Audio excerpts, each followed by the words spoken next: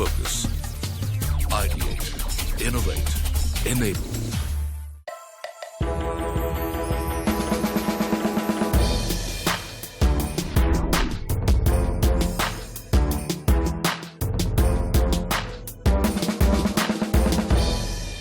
Hello and welcome to another episode of Nse Fin Wiz powered by CNBC TV 18. Now through this initiative, we're going around the country to meet the young workforce and talk to them about how they can take sound investment decisions. But we figured, let's meet the young people before they join the workforce. So today, we're at one of India's top B schools, Nitie in Mumbai. National Institute of Industrial Engineering, or Nitie as it's popularly called, is a renowned business school in the heart of Mumbai. Established by the Government of India in 1963, the institute offers full-time postgraduate courses in industrial engineering as well as industrial management. Recognized as one of the 15 centers of excellence, Nitie is a pioneer educational institute and has made a mark in the field of industry-specific research and training.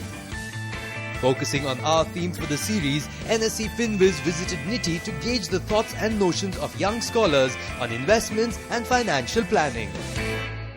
Do you guys have any work experience before this, or have you just got into the MBA? Yeah, I've had a prior experience of close to 3 years in power grid. Okay. Yeah. And you? I have a work experience of almost 34 months in Sapient, Bangalore. Okay.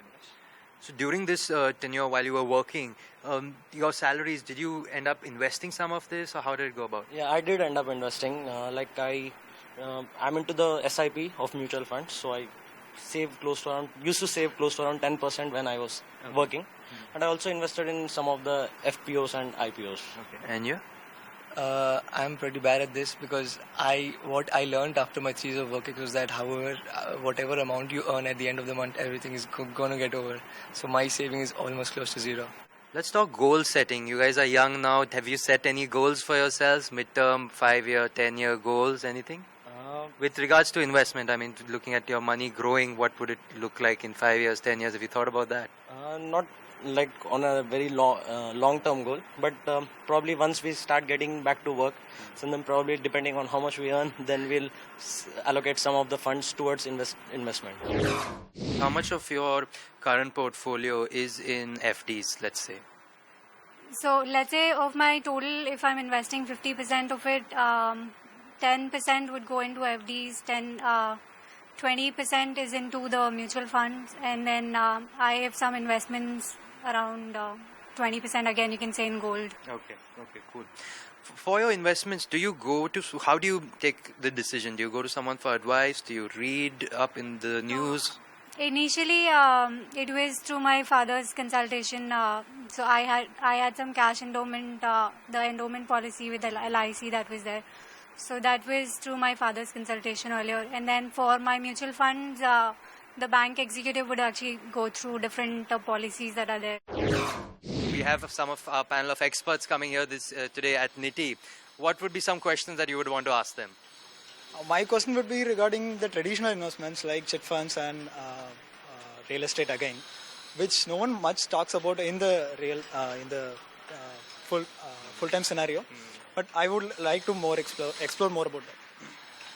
Everyone talks about diversifying the portfolio, but I'll be looking forward to the answer from them where they would advise me as of how to exactly diversify my portfolio, what kind of stocks to choose, how to do the analysis, and finally which sectors to invest in, which sectors not to invest in. These should be the ones which I will look forward from them. Well, you just heard some young Nitians as they spoke about their thoughts on personal finance and investment. And it's now time to meet our experts as they dole out some sound financial advice to these young B school students. Well, we're now joined by two very special guests. We have Mr. Sanjay Tiwari, who's the head of products at HDFC Life Insurance Company. And we have Mr. Gaurav Mashruwala, who's a financial planner. Thank you, gentlemen, for joining us here this evening. Sanjay, my first question to you is insurance. Since you are from HDFC Life Insurance, tell us about the importance of insurance, because people do not give insurance its due importance. When we talk about financial planning, insurance possibly takes a back seat, especially life insurance. And without understanding the true importance of what a life insurance product or plan plays in the role of financial planning is very, very important. And that too, whenever we start financial planning, the role of life insurance, the way we need to cover our risks. We are quite very knowledgeable about covering the risk of our assets, especially when we buy a car. We insure our cars immediately, but somewhere we forget insuring our lives. That's where I keep telling about my audience whenever we speak to. It's very important to think about life insurance as a very serious component of financial planning. Do you think it's little to do with the fact that, for example, when you buy a car, it's mandatory to get a car insurance, otherwise you can't take it out on the road? Do you think it's a little bit of that if we made it mandatory? Right, Sumit. I think any compulsion or any kind of mandate through law or through regulation, I think it drives our behavior, whereas life insurance is important enough, but whether it can be mandated, I think it's very inherent in terms of to protect ourselves.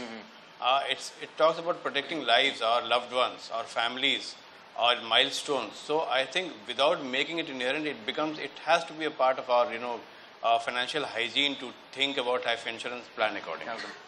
Gaurav, I want to talk to you about asset classes and diversification. So, like, insurance is an important part, but again, it should not be mixed with investment. And when we talk investment, sound financial planning, people talk about asset classes and diversification, but somehow it's not implemented correctly. What's your advice on that? What's your take? So that's because people feel financial planning is investments, and which is wrong. Financial planning is much larger gambit. It's all about synchronizing 4 wheels of finance, which is income, expense, assets, and liabilities. And there are 3 stages to it. The basic is wealth protection, as to in case of any eventualities, is there enough contingency fund, is there enough health insurance, life insurance, and property insurance, that's protecting your wealth.